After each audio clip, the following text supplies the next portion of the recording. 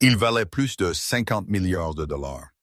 Il était impitoyable, puissant, et à ce moment, il était furieux. Damien Sinclair était un homme qui faisait trembler les salles de conseil, un homme qui volait dans son Gulfstream G800 privé juste pour ruiner ses concurrents. Ce soir, il perdait un accord de plusieurs milliards de dollars. Et il était sur le point de détruire le restaurant haut de gamme de New York où il se trouvait. Mais alors qu'il sortait en trombe, une simple serveuse bloqua son chemin. Il était prêt à mettre fin à sa carrière jusqu'à ce qu'elle prononce 4 mots dans un arabe ancien impeccable. 4 mots qui firent figer le furieux milliardaire arabe. Leto n'était pas un restaurant, c'était un morceau de cuisine d'avoine, un temple silencieux de la richesse de New York, où le tintement des couverts était le seul applaudissement acceptable. Les tapis étaient si épais qu'ils semblaient boire le son. Les lumières étaient tamisées jusqu'à une lueur conspiratrice, faisant paraître chaque client à la fois plus riche et légèrement malade. Et dans ce temple, Eliza Vance était une grande prêtresse d'un ordre mineur. Dans son uniforme noir net, son tablier blanc amidonné et ses cheveux tirés en un chignon si serré qu'il lui faisait mal aux tempes. Elle était l'image de l'invisibilité professionnelle. Elle bougeait avec une économie de mouvement qui était presque belle, remplissant un verre d'eau avant qu'un client ne sache qu'il avait soif, débarrassant une assiette au moment où une fourchette était posée. Mais ce soir, le silence de Latterville était étouffé par les occupants de la table 7. La table 7 était Damien Sinclair. Eliza avait déjà servi des milliardaires.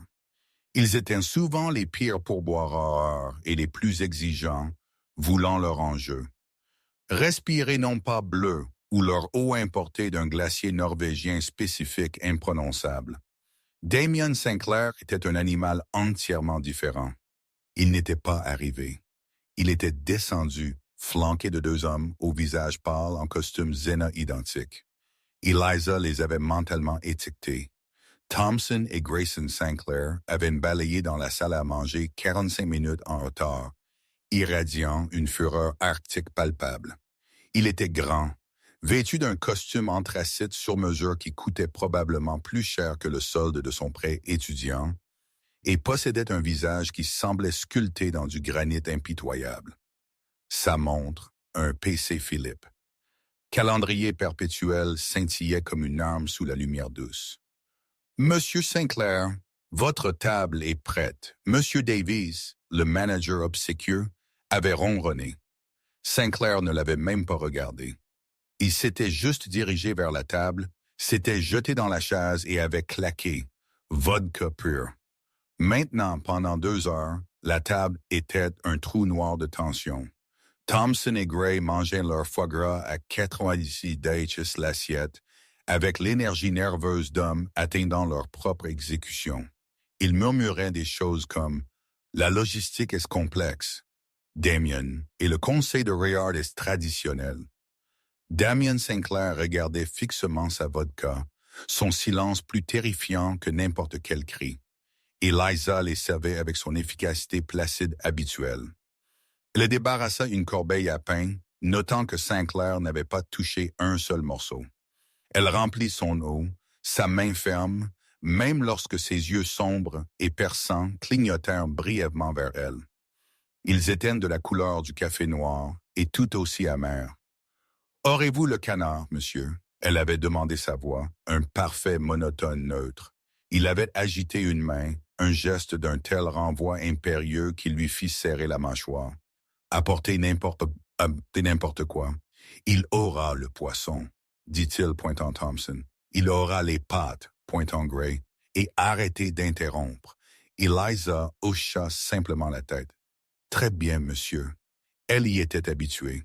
Elle était habituée au mépris désinvolte, à l'hypothèse que parce qu'elle portait un tablier, elle était sourde, muette et n'avait aucune pensée propre. Elle était habituée à sourire, tandis que des hommes comme celui-ci la traitaient comme un meuble. Elle était Eliza Vance, candidate au doctorat en Colombie, en attente indéfinie et agonisante spécialiste en philologie arabe classique et parlant couramment 5 langues.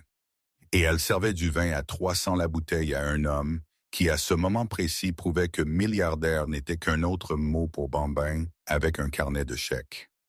La tempête éclata finalement pendant le plat principal. Le déclencheur était une vibration.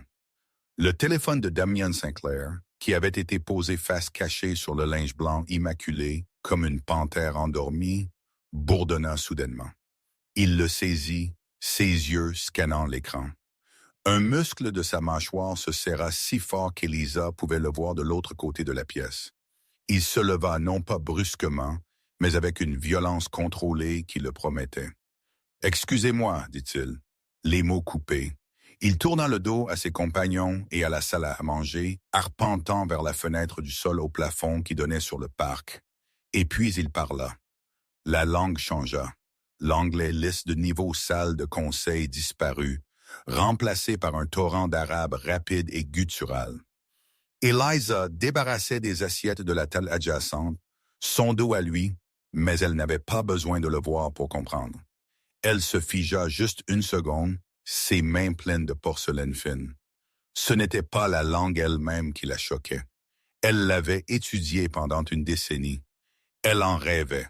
C'était la fureur. Sa voix était pestée, mais elle traversait l'atmosphère feutrée du restaurant comme un rasoir. C'était l'arabe d'un homme poussé au-delà de sa limite. « Non, non, non, vous ne comprenez pas la situation », traduisit instinctivement Elisa. Son esprit si longtemps accordé aux nuances de la langue ne pouvait s'en empêcher. « Les contrats sont inacceptables. Arrêtez tout maintenant. » Ses deux associés, Thompson et Gray, avaient pris une couleur qu'Eliza ne pouvait décrire que comme huître. Ils faisaient semblant de manger, poussant leur nourriture autour de leurs assiettes, leurs yeux grands ouverts de terreur. D'autres convives commençaient à fixer, leurs fourchettes suspendues en l'air. C'était létaux. Les gens n'élevaient pas la voix à moins qu'une action ne s'effondre. Monsieur Davies, le manager, glissait sur son visage, un masque de panique polie. « Me prenez-vous pour un fou? » C'est une insulte. La voix de Damien s'éleva, non plus un murmure. Il réprimandait quelqu'un, les déchirant, morceau par morceau douloureux. Eliza ressentait une étrange pitié académique pour la personne à l'autre bout de cet appel. Son accent était vif, un dialecte du Golfe moderne et éduqué, mais les mots qu'il choisissait étaient anciens et puissants. Il ne maudissait pas seulement, il condamnait. Il pointa un doigt vers la fenêtre, comme si la personne à qui il parlait était dans le parc en contrebas.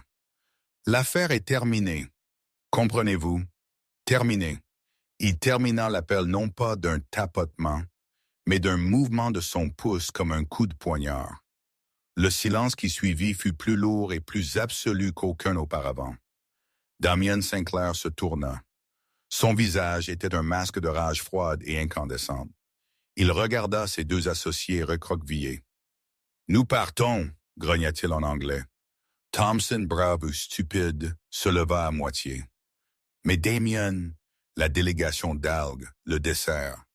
Nous étions censés finaliser l'accord d'être mort, » cracha Sinclair. « Je ne signe pas un accord de 4,2 milliards avec des hommes qui pensent que je suis un enfant. Ils ont traîné pendant 6 heures. Ils viennent d'essayer de modifier la clause de patrimoine. C'est fini. » Il saisit sa veste de costume du dossier de la chaise. « Mon Gulfstream J800 est un Tabor », annonça-t-il à la pièce terrifiée. « Le pilote est d'astreinte. Nous décollons dans 1 heure. Nous volons à Londres. Je liquiderai leur position d'ici le matin. » Il jeta sa serviette, un drapeau blanc immaculé de reddition. Il s'était transformé en une déclaration de guerre sur son assiette à moitié mangée. Il commença à se précipiter vers la sortie, un Urak humain sur le point d'arracher la porte du restaurant. Thompson et Gray se hâtèrent de rassembler leurs mallettes, tâtonnant avec des cartes de crédit. « Monsieur », couina Monsieur Davies, se mettant sur son chemin. « L'addition, monsieur. » Damien Sinclair ne ralentit même pas. Il fixa le manager d'un regard si venimeux que Davies recula physiquement. « Envoyez la facture à mon bureau », grogna-t-il. « Sinclair Almari Holdings, ils sauront. » Il était sur le point de bousculer le manager, de dépasser la réception et de sortir dans la nuit, laissant un cratère de chaos et une énorme facture impayée qu'Eliza savait avec une certitude écœurante qu'elle serait déduite de son salaire. Elle se tenait près du poste de service, tenant un lourd plateau de gobelets d'eau polis. Il venait droit sur elle, il ne la vit pas. Il voyait rouge, voyait des milliards perdus, voyait la trajectoire de vol vers Londres. Il partait, furieux, inarrêtable. Et Elisa, qui venait de passer 6 heures debout, qui avait 3 paiements de retard sur les soins médicaux de son père, et qui en avait assez d'être invisible, s'interposa directement sur son chemin. Il était une force de la nature, un mur de 1,90 de laine sur mesure et de rage pure. Damien Sinclair la vit à la dernière seconde, un obstacle mineur dans un uniforme noir et blanc. Il ne vira pas. Il lui effleura durement l'épaule. Le lourd plateau d'argent dans les mains d'Elisa vacilla. 20 lourds gobelets de cristal tintèrent, oscillèrent et menacèrent de s'écraser sur le sol. Un désastre qui coûterait plus que son salaire d'1 mois entier. Elle grogna, déplaçant son poids d'un mouvement entraîné, son centre fort grâce à des années à porter de tels fardeaux. Les verres se stabilisèrent. Elle était en sécurité. Son travail était en sécurité. Mais il marchait toujours. Il était passé devant elle. Une rage, froide et inconnue, monta dans la poitrine d'Elisa. Ce n'était pas seulement la facture. Ce n'était pas seulement la poussée. C'était l'indignité. C'était le fait qu'il était si enveloppé dans son propre monde de milliards de dollars qu'il pouvait agresser physiquement quelqu'un sans même enregistrer son existence. Monsieur Davies bégayait. « Sécurité, monsieur, j'insiste. » Thompson et Gray étaient figés près de la table, piégés entre leur patron terrifiant et l'horreur sociale d'un repas sans payer. Damien était à 3 pas de la porte. Eliza prit une inspiration. Elle se centra. Elle n'éleva pas la voix. Elle ne cria pas. Elle parla simplement sa voix claire, froide et portante, projetant juste assez pour trancher le silence que son départ avait créé. Elle parla dans la langue qu'il venait d'utiliser pour déclarer la guerre, mais elle utilisa un dialecte différent, pas l'argot moderne en colère de la salle de conseil. Raclement de gorge. Elle utilisa l'arabe classique hautement formel qu'elle avait passé sa vie à étudier, la langue des poètes et des rois. Arrêtez, monsieur. Ce n'était pas une supplication, c'était un commandement. Damien Sinclair se figea. Son pied était en plein mouvement. Sa main cherchait la poignée de porte en laiton orné. Il ne s'arrêta pas juste. Il devint complètement, absolument immobile. Ses épaules, qui avaient été voûtées de fureur, se bloquèrent. Son dos rigide comme une poutre d'acier sembla vibrer. Tout le restaurant, les convives, le personnel, les 2 associés terrifiés retinrent leur souffle. Il avait été un ouragan. Raclement de gorge. Maintenant, il était l'œil du cyclone. Eliza continua sa voix inébranlable, bien que son cœur battait contre ses côtes si fort qu'elle pensa qu'il allait se briser. Vous avez oublié quelque chose d'important. Pendant 5 secondes complètes, il ne bougea pas. Eliza se demanda s'il allait se retourner et la frapper. Elle se demanda si elle aurait dû le laisser partir, laisser tomber les verres, laisser sa vie continuer sa lente spirale descendante. Puis, très lentement, Damien Sinclair se retourna. Son visage était une nouvelle toile. La rage incandescente avait disparu. Elle avait été éteinte, assommée par une vague de choc pur et non altéré. Ses yeux noirs étaient grands, toute trace de hâte disparue, remplacée par une intensité analytique focalisée au laser. Il la regarda, mais il ne regardait pas une serveuse. Il regardait une anomalie, un puzzle, un fantôme. Il revint vers elle, ses pas mesurés et silencieux. Il s'arrêta à 30 centimètres d'elle. Il était si grand qu'elle dut incliner la tête en arrière. « Quoi? » dit-il en anglais, sa voix un grondement bas et dangereux. « Avez-vous juste dit à moi? » Eliza rencontra son regard. Elle ne broncha pas. Elle tenait toujours le plateau de verre. Elle était toujours la serveuse. Mais la dynamique de pouvoir, la gravité même de la pièce venait de basculer sur son axe. J'ai dit, « Vous avez oublié quelque chose, monsieur. » répondit-elle, son anglais aussi froid et neutre que son uniforme. Elle hocha très légèrement la tête vers la table où Thompson et Gray tenaient sa carte de crédit comme si c'était une bombe. L'addition. Un muscle trembla dans sa mâchoire. Il réévaluait. Il avait pris une reine pour un pion. Il la regarda intensément. Puis il parla de nouveau, revenant à l'arabe. Mais cette fois, c'était un test, une fléchette. « Et vous, où avez-vous appris que cet accent? Ce n'est pas l'accent des rues. » Il avait raison. Ce n'était pas le cas. Eliza soutint son regard, son cœur battant un rythme défiant. Elle lui offrit le plus léger, le plus subtil des sourires. Elle répondit son propre arabe classique, coulant comme l'eau. « La vieille littérature, monsieur. Il n'y a pas de secret dans la belle langue. » La mâchoire de Damien Sinclair se serra. Il l'avait testée avec une question et elle venait de répondre avec un morceau de philosophie. Elle n'avait pas seulement prouvé qu'elle pouvait parler arabe. Elle avait prouvé qu'elle pouvait penser en arabe. Il n'était plus furieux. Il était intrigué. Et dans le monde de Damien Sinclair, l'intrigue était une marchandise bien plus dangereuse et précieuse. Le sort fut brisé par M. Davis, qui s'élança en avant, le visage moite d'un mélange de terreur et de confusion. « Monsieur, est-ce qu'il y a un problème? Cet employé? » Damien leva une seule main aux doigts effilés. Il ne regarda pas Davis. Ses yeux étaient toujours fixés sur Eliza. Le manager cessa de parler comme s'il avait été étranglé. Damien se tourna vers ses associés. « Thompson Gray, payez l'addition. Donnez un pourboire généreusement. Attendez dans la Maybach. Dites au pilote à Teterboro d'attendre. Ne m'appelez pas, ne m'envoyez pas de SMS. Attendez. » Mais Damien, le vol pour Londres, commença Thompson. « Attendez. » Le mot était définitif. Les deux hommes se précipitèrent, laissant tomber un Amex noir sur la table et s'éloignant du restaurant comme des souris fuyant d'un faucon. Damien se tourna vers M. Davis. « Nous exigeons de l'intimité. » Ceci, il désigna tout le restaurant, est terminé. Renvoyez-les tous chez eux. Davis bégaya. « Monsieur, il est 21h30. Nous avons des réservations jusqu'à ce que Damien sortit son portefeuille de sa veste. » Il ne chercha pas d'argent liquide.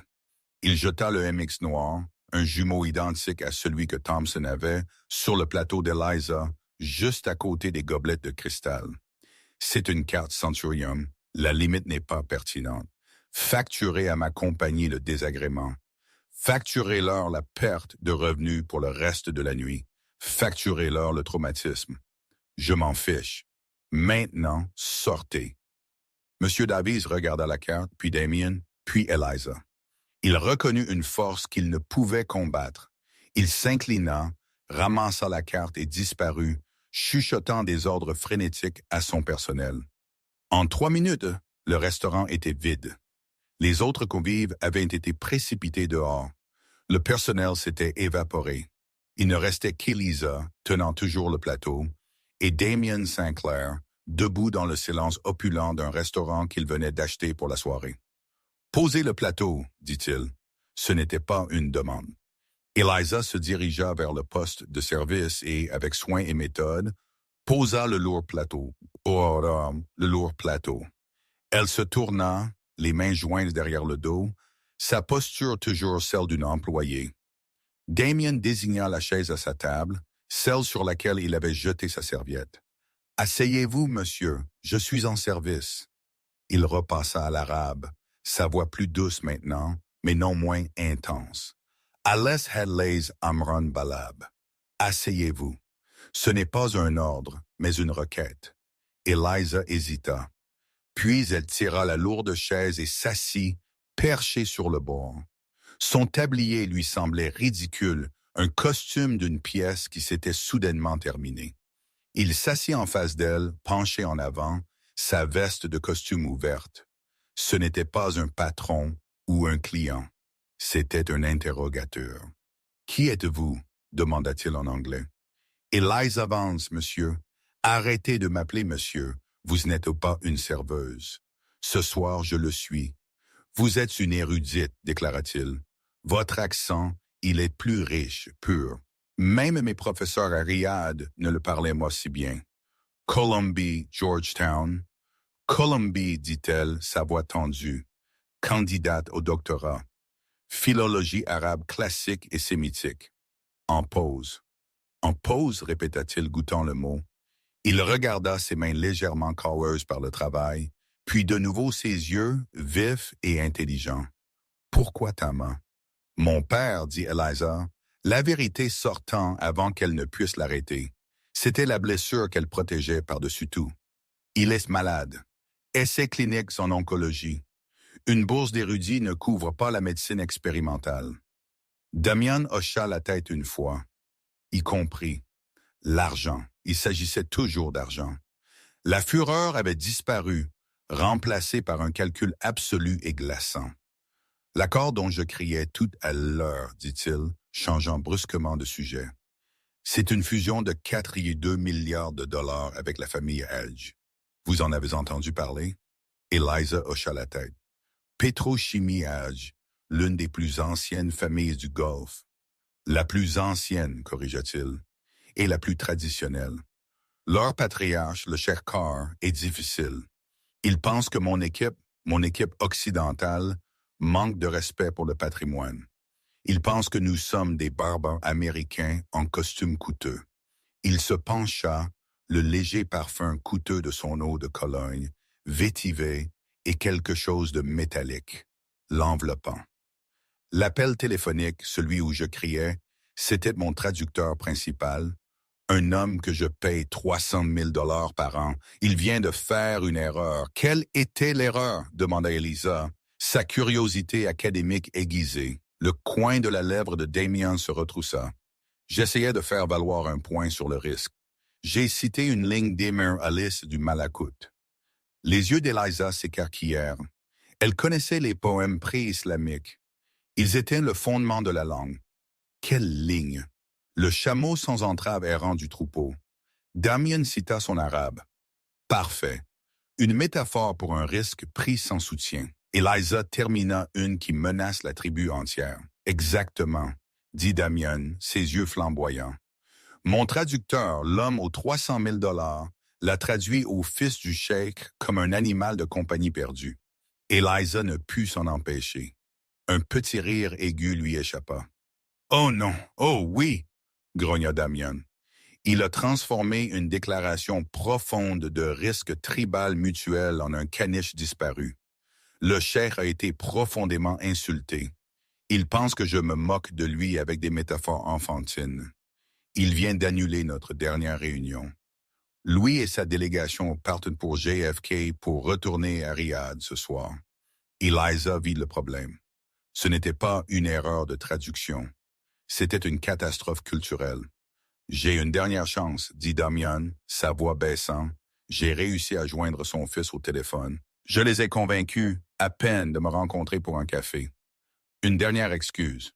Dans ma suite d'hôtel, dans 1 heure, il la regarda, son regard la clouant à la chaise. « Qu'est-ce que cela a à voir avec moi? » demanda Eliza, bien qu'elle connaisse déjà la réponse. « Mon traducteur est viré. Mon équipe est incompétente. Vous, serveuse. » Il dit le mot, non plus une insulte, mais un titre. Venez de corriger la grammaire d'un milliardaire dans un dialecte qui est mort depuis 1000 ans. Ce n'est pas mort, dit-elle doucement. Ça dort juste. J'ai besoin de vous, dit-il, ce soir dans cette suite. Pas comme serveuse, mais comme ma traductrice, comme ma principale conseillère culturelle. Le monde d'Eliza vacilla. Monsieur Sinclair, j'ai un service. Je dois polir les couverts pour le service du petit déjeuner. Je paierai ce restaurant 50 000 $ pour qu'il oublie que vous avez existé pour une nuit, dit-il platement, et je vous paierai 100 000 $. Le souffle d'Eliza se coupa. 100 000 $. C'était 2 séries de traitements de son père. C'était une marge de manœuvre. C'était de l'espoir. De l'argent, ajouta Damien, viré sur votre compte avant même que nous ne quittions cette pièce. Elle le regarda, l'homme qui avait été un monstre 1 heure auparavant. Il était toujours un monstre, soupçonnait-elle, mais il était un monstre qui avait besoin d'elle. Elle avait quelque chose qu'il ne pouvait pas acheter, sauf qu'il essayait de l'acheter. Une condition, dit Eliza se levant. Le sourcil de Damien se leva. Nommez-la. Si je fais cela, je ne suis pas votre employé. Je ne suis pas une serveuse que vous louez. Nous sommes partenaires. Vous me traiterez comme votre égal. Vous écouterez mes conseils et vous ne me parlerez plus jamais sur ce ton de voix. Elle s'attendait à ce qu'il se braque, à ce qu'il se mette en colère, à ce qu'il la remette à sa place. Au lieu de cela, Damien Sinclair se leva. Il était plus grand, mais ils étaient pour la première fois face à face. Il l'étudia un long moment tendu, puis il lui tendit la main. « Mon nom est Damien Sinclair, dit-il. » Eliza prit sa main. Sa poignée était ferme et chaude. Eliza Vance. « Le virement bancaire est en cours d'initialisation, dit-il en tapant sur son téléphone. « Nous allons à ma suite au Plaza. Vous ne pouvez pas rencontrer un cheikh en tablier. » Le trajet en Maybach était un cocon de cuir noir silencieux. Ça sentait la richesse. Eliza s'assit aussi loin de Damien que possible, regardant les lumières de New York défiler. Il était sur son téléphone, ne parlant pas, mais tapant ses pouces un flou. « Je me suis permis, dit-il sans lever les yeux, d'avoir quelques options.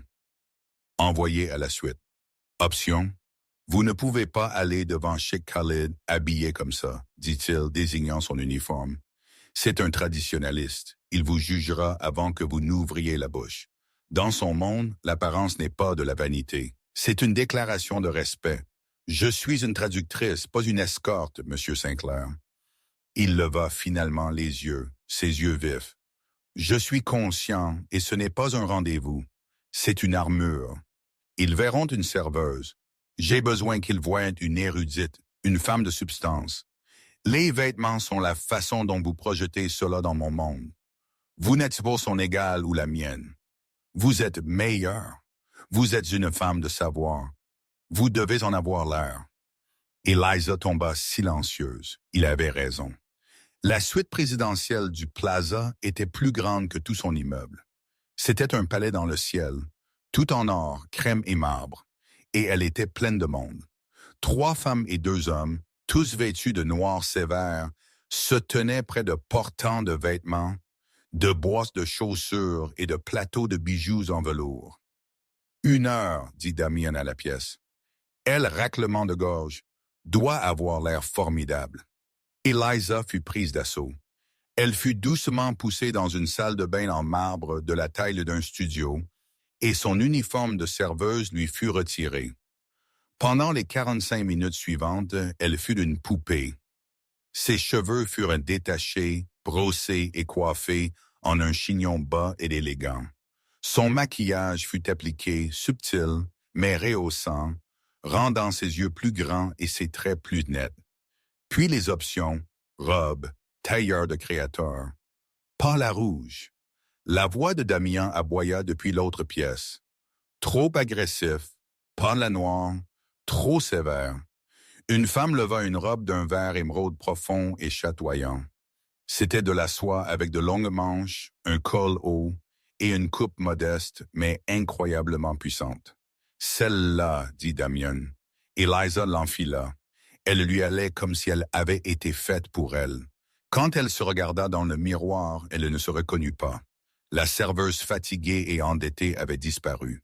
À sa place se trouvait une femme qui avait l'air dangereuse. Une femme qui avait sa place dans des pièces comme celle-ci. Pendant qu'elle était transformée, Damien était au grand bureau en acajou. Son téléphone vibra. C'était un SMS de son chef de la sécurité. Dossier Vanalizer 246 secteur 1988. Numéro de sécurité sociale caviardé. Éducation Colombie Univers Doctorat Quinquin parent le plus proche Vance Arthur Père. Note, les pères et de Dr. Arthur Vance. Le doigt de Damien s'arrêta. Il fixa la dernière ligne. Dr. Arthur Vance. Il tapa une nouvelle requête. Dr. Arthur Vance, Colombie. Les résultats affluèrent. Arthur Vance, professeur émérite d'histoire du Moyen-Orient. Auteur, Les Sables du Temps, une nouvelle histoire de la tribu Almari. Le sang de Damien se glaça. Il resta debout, son téléphone à la main, tandis qu'Eliza sortait de la cabine d'essayage. Elle s'avança, la soie verte chuchotant autour d'elle. Les stylistes avaient ajouté de simples boucles d'oreilles en perles et une paire de talons bas et élégants. Elle ressemblait à une reine. Elle ressemblait à une érudite. Damien la fixait, mais son expression était illisible. Le calcul avait disparu, remplacé, raclement de gorge, par quelque chose de profond et complexe. « Monsieur Sinclair ?» demanda Eliza, sa voix vacillant sous son examen intense. « Est-ce acceptable, acceptable ?» murmura-t-il. Il leva son téléphone. « Votre père, c'est le Dr. Arthur Vance. » Ce n'était pas une question. Eliza se tendit. « Oui. »« Comment avez-vous » ?»« Il a écrit Les Sables du Temps. C'était son chef-d'œuvre, » dit Eliza Oyi, une note de fierté et de tristesse dans sa voix. « Il y a passé 20 ans. Pourquoi ?» Damien se dirigea vers la fenêtre, regardant Central Park. Il resta silencieux un long moment. « Le nom complet de ma compagnie est Sinclair Almasi Holdings, » dit-il, sa voix calme. Sinclair était le nom de mon père, un pétrolier américain. C'est lui qui a bâti la richesse initiale. Il se tourna pour lui faire face. Almasi était le nom de ma mère. La main d'Eliza vola à sa bouche. La tribu Almarasi. La même, confirma Damien. Une tribu connue pour ses poètes et ses guerriers chassés de leur terre, dispersés. Ma mère était la dernière de sa lignée. Il leva de nouveau le téléphone, lui montrant le titre du livre. « Le livre de votre père, » dit Damien, sa voix épaisse d'une émotion qu'elle ne pouvait identifier, n'est pas seulement une histoire. C'est la seule histoire. C'est le récit définitif de ma famille, la famille de ma mère. Eliza était imparfaite. Je n'avais aucune idée. Sinclair est un nom occidental. Je n'ai jamais fait le lien. Personne ne le fait. J'utilise le nom Sinclair en Occident. C'est plus facile. Mais dans le désert, pour les vieilles familles comme les Al-Jamil, je suis Al-Masi, fils d'Amamira Al-Mari. Cela changea tout. Ce n'était pas seulement une fusion de 4,2 milliards de dollars. Ce n'était pas seulement des affaires. La famille Alja, dit Damien, ses yeux brûlant les siens, étaient les plus anciens et les plus amers rivaux de ma famille Al-Mari pendant des siècles. Cette fusion, ce n'est pas une fusion, murmura Eliza comprenant. C'est un traité de paix. C'est la fin d'une querelle qui a duré 500 ans, dit Damien. C'est la réunification de deux grandes lignées et les vieux G l'utilisent pour affirmer leur domination, pour faire plier le fils Al-Marasi, et ils pensent que je suis juste un Américain stupide qui ne comprend pas.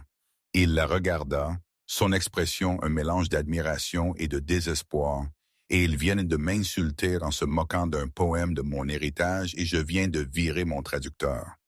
Il fit un pas de plus et puis une femme dont le père a écrit le livre sur ma famille. Une femme qui parle la langue classique comme si c'était la sienne s'interpose devant moi pour m'empêcher de faire la plus grosse erreur de ma vie. Vous partiez, dit-elle, je fuyais. Il corrigea. Maintenant, je ne le fais pas. Vous n'êtes pas seulement ma traductrice, Eliza Vance. Vous êtes mon âme secrète. Raclement de gorge. Vous êtes l'héritage Almasi que j'ai été accusé d'oublier. Il y eut un coup à la porte. Monsieur Sinclair, la délégation Al-Jaj est dans le hall. Damien redressa sa cravate. Il regarda Eliza. Les 100 000 d'Ozel sont insignifiants. Si vous faites ce que là, si nous sauvons cela, nommez votre prix. Je ne veux pas de prix, dit Eliza, se tenant droite dans son armure émeraude. Je veux terminer ce que mon père a commencé. Je veux voir l'histoire se faire. Damien Sinclair sourit. C'était le premier vrai sourire qu'elle avait vu. Il transforma son visage, effaçant la fureur et laissant quelque chose de magnétique et de terrifiant. Raclement de gorge. Alors, allons faire l'histoire. Le salon privé de la suite avait été préparé. Coussin de bas, plateau d'argent de café fort, dattes et petites pâtisseries complexes. C'était un clin d'œil à la tradition. Cheikh Khalid Al-Jamil entra le premier. C'était un vieil homme, mais pas fragile. Il portait un tobe blanc traditionnel et un goutra, et il portait un poids d'autorité qui n'avait rien à voir avec l'argent et tout à voir avec la lignée. Il s'appuyait sur une canne en bois ornée. Ses yeux étaient de la couleur du désert, pâles et omniscients. Derrière lui se trouvaient ses deux fils, Omar et Khaled, tous deux en costume bronné de style occidental élégant, ressemblant à des versions légèrement moins polies de Damian. Ils virent Damian et leurs visages étaient des masques polis. Puis ils virent Eliza. Leurs yeux, tous les trois, clignotaient vers elle. Ils virent une femme, raclement de gorge, une jeune et belle femme occidentale en robe verte, et leurs masques polis se resserrèrent en expression de désapprobation subtile et profonde. « Sinclair, dit Sheikh Khaled, sa voix un grondement rauque, il parla en arabe. Vous amenez une femme à une réunion d'hommes. Omar, le fils aîné, sourit d'un air narquois. Peut-être est-ce que la nouvelle tradition américaine. Damien se tendit, ses poings serrés. Il était sur le point de répondre, de défendre, de se battre. Mais avant qu'il ne puisse prononcer un mot, Eliza bougea. Elle s'avança, dépassant Damian. Elle n'approcha pas le cheikh. Ce serait trop audacieux. Au lieu de cela, elle se tint au centre de la pièce, baissa respectueusement les yeux et plaça sa main droite sur son cœur. Elle s'inclina, non pas une révérence servile, mais un geste profond et formel de respect. Et puis elle parla. Elle ne parla pas l'arabe moderne. Elle ne parla pas l'anglais. Elle ouvrit la bouche, et la langue qui en sortit était le haut fou classique poétique, la langue du Muakat lui-même. Elle commença sa voix comme une cloche claire. « Que la paix soit sur vous, ô grand cheikh. Mon père l'historien dit que rencontrer un Al-Djel, ce n'est pas seulement rencontrer un homme, mais rencontrer l'histoire elle-même. » L'effet fut instantané. Les fils du cheikh se figèrent, leur sourire narquois disparaissant, remplacé par une incrédulité stupéfaite. La main de Sheikh Khaled, qui reposait sur sa canne, se serra. Il se pencha en avant, ses yeux perçants se rétrécissant, non de colère, mais d'une concentration nette et soudaine. « Votre père. Qui est votre père, ma fille? » « Son nom est Arthur Vance, dit Eliza se levant. Il envoie ses plus profonds respects. Il a passé sa vie à étudier l'honneur des grandes tribus du désert. » Le dos du cheikh se redressa. « Vance, souffla-t-il. Le saï, l'historien, celui qui a écrit sur les Al-Masih. Il connaissait le nom, il connaissait le livre. Il regarda d'Eliza à Damian, et son expression changea. Ce n'était pas l'insulte qu'il avait imaginée, c'était autre chose. « Vous êtes la fille de l'historien, dit-il à Eliza. « Et son étudiante, répondit Eliza doucement. « Je suis ici ce soir au cheikh, non pas comme une femme dans une pièce d'homme, mais comme un nardim, une conteuse, une gardienne des mots, comme vos ancêtres et les ancêtres de M. Sinclair l'étaient. » Damien regarda en silence. Il assistait à une leçon de maître. Elle n'avait pas seulement désamorcé la situation, elle avait pris le contrôle de toute la pièce. Elle s'était redéfinie, passant d'une insulte potentielle à une position d'honneur ancien et respecté. « Asseyez-vous, » ordonna le cheikh. Mais cette fois, il fit signe à Eliza de s'asseoir en premier, à une place d'honneur. La réunion commença. Les fils Omar et Khaled étaient tous à faire. Ils parlaient un arabe moderne rapide et agressif, plein de termes commerciaux anglais. Ils soulevèrent à nouveau la clause d'héritage. C'est une simple question de contrôle. Sinclair, dit Omar, le non-Alge doit avoir la priorité sur les nouvelles participations. Les participations Al-Mari sont plus anciennes, rétorqua Damian, sa propre colère montant. Mais moins nombreuses, raconna Omar. Assez, dit le vieux cheikh, claquant sa canne. Ce n'est pas un étal de marché. Eliza leva une main, tous les yeux se tournèrent vers elle. Pardonnez-moi, cheikh, dit-elle, sa voix calme. Mais cette discussion me rappelle l'histoire des deux frères dans l'oasis. Les fils eurent un l'air agacé. Damien sembla intrigué. Le cheikh se pencha en avant. Continuez. Deux frères se trouvèrent une oasis dans le désert, dit Eliza, sa voix tissant un sort. Le premier frère, l'aîné, réclama l'eau, car il l'avait trouvée. Le second frère, le plus jeune, réclama les arbres, car il les avait vus en premier. Et ainsi ils s'assirent dans le sable chaud, mourant de soif et de faim, chacune possédant sa part, mais aucun n'ayant le tout. Elle regarda les fils, puis Damion. Les Aljamil ont les puits, les Almasi ont les palmiers dattiers, mais l'un ne peut survivre sans l'autre. Ce n'est pas une fusion de noms. C'est une fusion d'une oasis. La clause de patrimoine, dit-elle, se tournant vers le cheikh, ne devrait pas être de savoir quel nom vient en premier. Elle devrait être de protéger l'oasis elle-même. Elle proposa ensuite une solution en arabe technique impeccable qui s'était formée dans son esprit. Une nouvelle société de portefeuille, non pas Al-Jil al-Marasi, non pas Al-Masiyaj, mais un nouveau nom, la Règlement de Gorge, Foundation Oasis, une fiducie.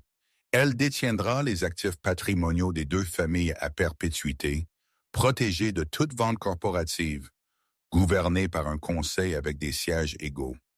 C'était brillant. Ce n'était pas un compromis. C'était une nouvelle solution meilleure. Elle donnait aux deux parties ce qu'elles voulaient. Protection, respect et égalité. Le cheikh resta silencieux pendant longtemps. Il fixa Eliza, puis Damion. Ceci, dit le cheikh à Damion, n'est pas une traductrice. C'est un wazir, un conseiller. Il regarda Eliza. Vous avez la sagesse de votre père. Il se tourna vers Damion, le sang El-Massi. Je pensais qu'il avait été dilué par l'eau occidentale, mais il est sage. Il est sage de s'entourer d'une telle connaissance. Il se leva. La réunion était terminée. Nous formerons la fondation Oasis, déclara-t-il. Mes fils rédigeront les documents avec votre wazir. Il regarda Damion. Le traité est signé. Ibn al-Marasi, fils d'Al-Massi. Il n'avait pas seulement accepté l'accord. Il avait reconnu l'héritage de Damion et sa victoire. La lourde porte insonorisée de la suite présidentielle se referma avec un claquement doux et définitif qui sembla aspirer toute l'attention de la pièce. La délégation d'algues était partie. Le silence raclement de gorge qu'ils laissèrent derrière eux était vaste, résonnant dans l'espace opulent. Les seuls sons étaient le hurlement lointain et étouffé d'une sirène de New York bien en dessous et le léger tintement d'une cafetière en argent alors qu'elle se posait sur son plateau.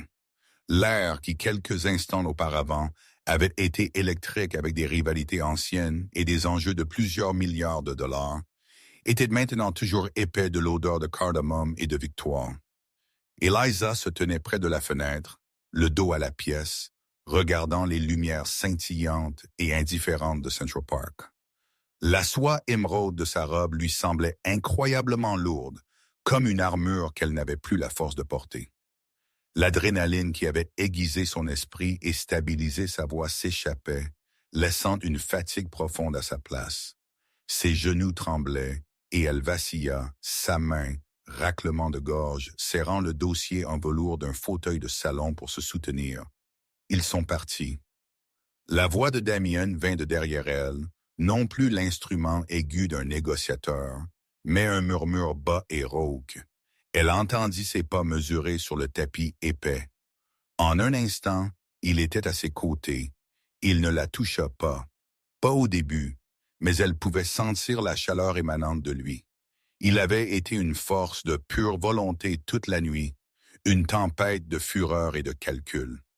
Maintenant, il semblait juste présent. Quand elle se tourna finalement pour lui faire face, son expression était une qu'elle n'avait jamais vue auparavant. La fureur était partie, tout comme le froid calcul. À sa place se trouvait une intensité brute, sans défense, une admiration presque troublante. « Vous étiez, dit-il, sa voix calme, magnifique.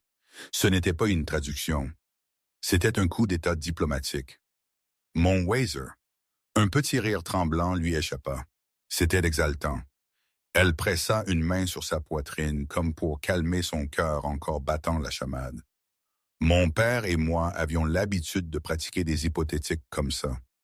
Que diriez-vous à un ancien tribal qui, je n'ai jamais pensé? Elle s'interrompit, la réalité de sa vie se précipitant. Le triomphe de la suite s'estompe, remplacé par la familiarité lugubre de son monde réel. Elle était toujours Eliza Vance, la candidate au doctorat en hiatus. La serveuse. Je devrais partir, dit-elle, sa voix menue, le Wazer disparaissant. Il regarda la robe à couper le souffle. Je dois rendre ceci et mon uniforme. Je suis probablement en retard pour polir l'argenterie pour le service du petit déjeuner. Elle fit un pas vers la porte où les stylistes avaient laissé son ancienne vie dans un simple sac à vêtements. Eliza. Elle s'arrêta. Il prononça son nom et c'était un nouveau son. Ce n'était pas l'aboiement d'un patron ou le grognement d'un milliardaire en colère. C'était juste son nom, raclement de gorge, son encre.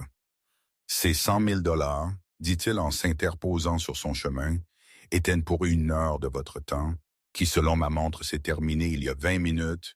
Vous travaillez déjà bénévolement. C'est plus d'argent que je n'en ai jamais vu de ma vie, murmura-t-elle. Son esprit immédiatement sur le service de facturation de l'hôpital, sur les lettres de menace, sur le poids écrasant qui lui pesait sur la poitrine chaque nuit. Cela changera tout pendant quelques mois au moins. Merci, Monsieur Sinclair. Vraiment, il l'étudia, son regard à nouveau vif et analytique, mais cette fois ce n'était pas froid, c'était diagnostic. Quelques mois, répéta-t-il. Votre père, le Dr. Arthur Vance, les traitements, ils ne fonctionnent pas, n'est-ce pas? La question était si directe, si personnelle, qu'elle ressemblait à une gifle. Des larmes, celles qu'elle ne s'était pas permise de pleurer depuis 1 an, montèrent à ses yeux, chaudes et en colère. Ils sont expérimentaux, dit-elle, sa voix tendue, défensive. Ils sont chers. Cet argent, ce cadeau, lui achète une autre série. Cessez de l'espoir. Non, dit simplement Damien. Ceci, il désigna l'air entre eux, est l'espoir. L'argent n'est qu'une transaction et ce n'est pas suffisant. Cela doit l'être. Cela ne l'est pas. Il fit un pas de plus et son intensité était écrasante. Ma fondation, Monsieur Sinclair, mon bureau, nous avons passé un appel pendant que vous étiez en réunion. Eliza cligna des yeux, confuse. Un appel à qui? Au chef d'oncologie du Mont-Sinaï. Au médecin traitant de votre père. Je n'aime pas les demi-mesures, Eliza. Je n'aime pas les détails laissés en suspens et je n'aime pas la dette. Je ne comprends pas la dette. Je viens de sauver ma dette envers votre père. Il vit sa confusion et clarifia son livre. Il n'a pas seulement raconté l'histoire de ma famille. Il l'a préservée. Quand ma mère est morte, son histoire était dispersée. Elle était orale. Elle mourait. Votre père me l'a rendue. Il m'a rendu mon héritage. Un héritage que je viens d'utiliser pour garantir un traité de paix de 4,2 milliards de $. Il sortit son téléphone de sa poche, tapota l'écran et le lui tendit. C'était une confirmation de virement bancaire, mais le montant n'était pas de 100 000 ou de solo. C'était une somme ahurissante, incompréhensible, et le destinataire n'était pas Eliza Vance. C'était le Arthur Vance Medical Trust. J'ai créé une fiducie privée, dit Damien, comme s'il discutait de la météo. Elle a été financée pour couvrir l'intégralité des coûts actuels et futurs des soins médicaux du Dr. Arthur Vance. Tout, aussi longtemps qu'il le faudra. Tout traitement, tout spécialiste, partout dans le monde, avec effet immédiat. Il est l'invité de ma famille. Les jambes d'Elisa cédèrent finalement. Elle s'affaissa sur le bras du fauteuil, sa main volant à sa bouche. Un sanglot aigu et douloureux lui échappa. Ce n'était pas un cri de tristesse, c'était un cri de libération. La montagne qu'elle portait, la terreur quotidienne écrasante de combien de temps encore, avait juste disparu. Elle se souvint, avec une clarté soudaine et douloureuse, debout sous les lumières fluorescentes d'un couloir d'hôpital, une administratrice au visage aimable lui disant « Mance, l'assurance a refusé la prochaine série. Nous aurons besoin d'un paiement intégral pour continuer. Elle se rappela le goût de métal dans sa bouche, la sensation des murs qui se refermaient. Et maintenant cet homme furieux, impossible, arrogant, venait de raser la montagne d'un seul geste désinvolte. Vous ne pouvez pas juste faire ça, pleura-t-elle. Je peux, dit-il, sa voix plus douce. Et je l'ai fait. Considérez-le comme une commission de découverte longtemps due pour sa fille. Il attendit patiemment qu'elle pleure, lui offrant une pochette en soie de son costume. Elle la prit, s'essuyant les yeux, ressentant la honte des larmes et la légèreté profonde et vertigineuse de sa nouvelle réalité. Alors elle dit finalement, sa voix épaisse, « Quoi? Qu'est-ce que je suis censé faire maintenant? Retourner à Litwell? Je ne peux pas. Vous avez, je ne sais pas. » Il dit, « Vous ne pouvez pas. » Il se dirigea vers le grand bureau en acajou qui était jonché des restes de la réunion. Il ramassa une seule feuille de papier pliée. Cela ressemblait à un contrat. « C'est le problème, dit-il se tournant vers elle. Vous voyez, j'ai une fondation Oasis de 42 milliards de dollars qui doit maintenant être construite. Elle doit être gérée par quelqu'un qui comprend réellement la différence entre un animal de compagnie perdu et un chameau sans entrave. Toute ma division au Moyen-Orient, comme vous l'avez entendu, est un désastre. Elle est dirigée par des hommes qui parlent arabe mais ne le comprennent pas. Des hommes qui pensent que le patrimoine est une clause dans un contrat, pas le sang dans leurs veines. Il tendit le papier. Elle se leva sur des jambes tremblantes et le prit. C'était en effet un contrat, une offre d'emploi. Sinclair Almarasi Holdings ouvre une nouvelle division, dit-il, la regardant lire. La Fondation du patrimoine de l'Oasis. Elle gérera toutes nos relations culturelles, nos efforts philanthropiques et notre préservation historique à travers raclement de gorge comme le golf. Elle a besoin d'un directeur. Le salaire était stupéfiant. Ce n'était pas seulement de l'argent. C'était d'une vie différente. C'était un monde différent. Cela incluait une bourse de recherche entièrement payée pour qu'elle termine son doctorat sur place dans le Golfe, si vous le souhaitez, et une allocation de voyage et de logement qui était plus que l'ancien salaire de son père. Elle était à bout de souffle. Monsieur Sinclair, je suis une érudite, j'étais une serveuse. Je ne sais pas comment être directrice. Je ne sais rien sur la gestion d'une fondation. Vous ne savez pas. Il sourit, un sourire véritablement terrifiant et magnétique. Vous venez de faire face à Khalid Jarm, un homme qui fait trembler les présidents. Vous avez réécrit un traité de plusieurs milliards de dollars devant toute sa délégation. Vous l'avez fait en utilisant une parabole pré-islamique. Vous n'avez pas seulement gagné, Eliza. Vous leur avez donné une leçon sur leur propre histoire. J'ai 1000 hommes qui savent comment gérer les choses. Je n'ai personne qui sache comment penser. Je n'ai pas besoin d'une femme d'affaires. J'ai besoin de vous. J'ai besoin du Wazer. Elle leva les yeux du papier, ses yeux cherchant les siens. Raclement de gorge, la gratitude, le choc. Tout était là, mais aussi le noyau de l'érudite, le besoin du pourquoi. C'est plus qu'un travail, et c'est plus que payer une dette à mon père, dit-elle, sa voix redevenue stable. Pourquoi moi, Damien? La vérité. Il détourna le regard juste une seconde vers la fenêtre. Parce que, dit-il, sa voix baissant, mon père était américain. Il m'a donné son nom, sa compagnie, son ambition. Mais ma mère était Amir Al-Mari. Elle m'a donné mon âme et j'ai passé toute ma vie prise entre les deux. Il se retourna, ses yeux brûlants d'un feu féroce et solitaire. En Occident, je suis un milliardaire américain impitoyable. En Orient, je suis le fils au sang dilué des Almassis, un barbare qui ne comprend pas les anciennes coutumes. Je suis un roi dans 2 mondes et un citoyen d'aucun. Il réduisit la distance entre eux. Il était assez proche pour qu'elle puisse sentir la chaleur émanant de lui. Raclement de gorge. Il sentait la victoire, le vétiver et quelque chose d'ancien comme le désert lui-même. Ce soir, dit-il, sa voix un grondement bas. Quand j'étais au téléphone, quand j'étais furieux, je parlais dans la langue de ma mère et toute mon équipe de 300 traducteurs par an.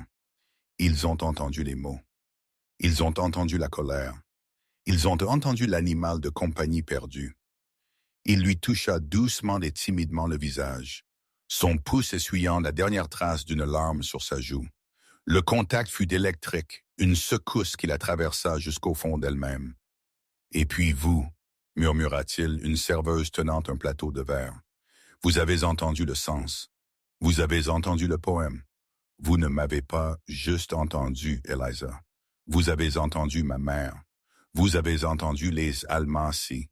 Vous êtes la seule personne au monde à m'avoir jamais entendu entièrement. » Elle respirait à peine. Raclement de gorge. « Et si je disais non, déclara-t-elle, sa voix un murmure, bien que son cœur fût d'un tambour. » Un fantôme de son sourire arrogant revint, celui qu'elle avait vu au restaurant. Il était d'un charme dévastateur. « Alors je serai à Litwell demain soir et la nuit d'après. Je commanderai le Pétrus 1982 et je le renverrai. J'exigerai que le canard soit cuit à la presse à table. Je serai le client le plus difficile, le plus perturbateur et le plus exigeant que vous ayez jamais eu jusqu'à ce que vous acceptiez. » Un rire véritablement sincère, vif et soudain jaillit de sa poitrine. Cela les surprit tous les deux. « Vous n'êtes plus furieux, dit-elle. »« Non, dit-il, ses yeux se posant sur ses lèvres et sa voix était épaisse d'une nouvelle faim non dissimulée. »« Je ne le suis pas. » Il ne l'embrassa pas. Pas encore. C'était une promesse.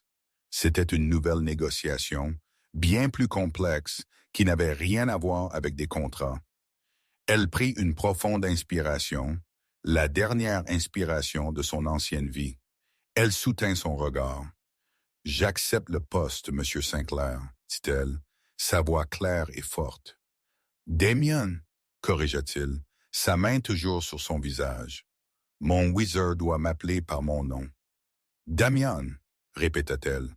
Le nom semblait nouveau, différent. « Bien. » Il recula enfin, redevenu tout à fait, mais le feu resta dans ses yeux. « Vous devrez vous envoler pour Riyad lundi. La délégation Hajj veut commencer les travaux immédiatement. » Il désigna la fenêtre, le ciel au-delà. « Le G800.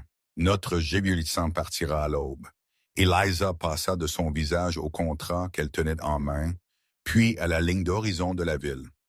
Elle n'était plus une serveuse au service des hommes qui possédaient le monde. Elle était la femme qui était sur le point de les conseiller. Raclement de gorge. Elle sourit, la fatigue disparut, remplacée par le même feu qu'elle voyait dans le sien. « Je serai prête. » Et juste comme ça, la serveuse qui polissait l'argenterie devint la femme qui bâtit un empire. Eliza n'a pas seulement trouvé un emploi. Elle a trouvé son destin. Et Damian, eh bien, le milliardaire furieux a trouvé la seule personne au monde qui pouvait enfin lui apporter la paix. Qu'avez-vous pensé de l'incroyable transformation d'Eliza? Était-ce le destin? Pensez-vous que le livre de son père était la vraie clé? Faites-le-moi savoir dans les commentaires ci-dessous si vous avez aimé cette histoire et si vous voulez entendre plus de drames, plus de rebondissements et plus d'histoires où la vie change en un instant. N'oubliez pas d'appuyer sur le bouton « J'aime ». Chaque j'aime aide cette chaîne à grandir. Partagez cette vidéo avec un ami qui aime une bonne histoire d'identité secrète. Et surtout, abonnez-vous et activez toutes les notifications pour ne jamais manquer un autre drame. Merci d'avoir écouté et nous vous verrons dans le prochain.